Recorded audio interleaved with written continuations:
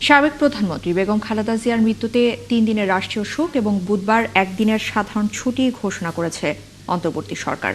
মঙ্গলবার জাতির উদ্দেশ্যে দেয়া ভাষণে গভীর শোক প্রকাশ করে প্রধান উপদেষ্টা জানিয়েছেন, গণমুখী নেতৃত্ব, স্বাধীনতা এবং সার্বভৌমত্ব রক্ষায় বেগম জিয়ার অবিচল ভূমিকা অবিস্মরণীয় হয়ে থাকবে।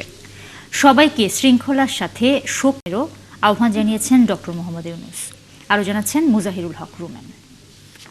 চুল পড়া অনেক কমে গেছে, থ্যাংক ইউ মা। চুলের ভিটামিন জুই মাল্টিভিটামিন কোকোনাট অয়েল।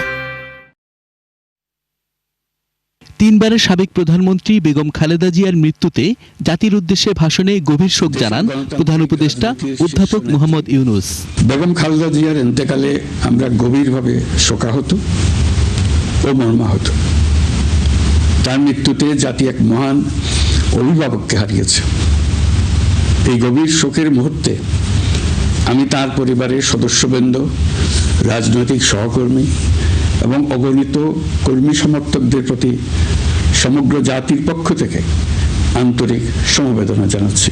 এ সময় তিনি দেশের বিভিন্ন ক্রান্তিকাল থেকে উত্তরণ আর বহুদলীয় রাজনৈতিক সংস্কৃতি এবং জনগণের অধিকার প্রতিষ্ঠার সংগ্রামে তার অসামান্য ভূমিকা স্মরণ করেন। বেগম খালেদা জিয়া ছিলেন বাংলাদেশের রাজনীতিতে এক পরম মহিমান্বিত ব্যক্তিত্ব। গণতন্ত্র, বহুদলীয় রাজনৈতিক সংস্কৃতি এবং জনগণের অধিকার প্রতিষ্ঠার সংগ্রামে তার অসামান্য ভূমিকা ইতিহাসে অম্লান হয়ে থাকবে। স্বৈরাচার ও ফ্যাসিবাদের বিরুদ্ধে তার আপসহীন নেতৃত্ব বারবার জাতিকে গণতন্ত্রহীন পরিস্থিতি থেকে উত্তরণের পথ দেখিয়েছে। এমন একজন মহান দূরদর্শী ও নিখাদ দেশপ্রেমিক নেত্রীর শূন্যতা পূরণ হবার নয়।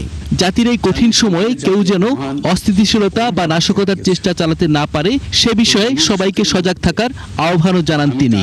এই শোকাবহ মুহূর্তে আপনাদের প্রতি আমার উদাত্ত আহ্বান, আসুন আমরা সবাই যার যার অবস্থান থেকে মহান আল্লাহর দরবারে বেগম খালেদা জিয়ার বিদেহী আত্মার মাগফিরাত কামনা করি।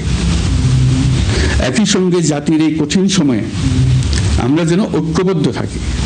শোকের এই সময়ে কেউ যেন অস্থিতিশীলতা বা নাশকতার অপচেষ্টা চালাতে না পারে সে বিষয়ে আমি সবাইকে সজাগ থাকার আহ্বান জানাচ্ছি।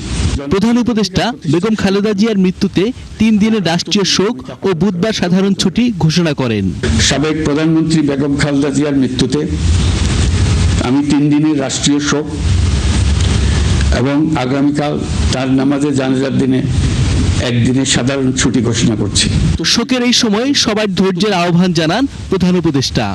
নামাজে জানাজা সহ সব ধরনের শোক পালনে শৃঙ্খলা বজায় রাখার আহ্বান জানান প্রধান উপদেষ্টা অধ্যাপক মোহাম্মদ ইউনূস। জানাজা সহ সকল আনুষ্ঠানিকতা পালনে সংশ্লিষ্ট সবাইকে সহযোগিতা করবেন। মুজাহিরুল হক রুমেন, ৭১, ঢাকা।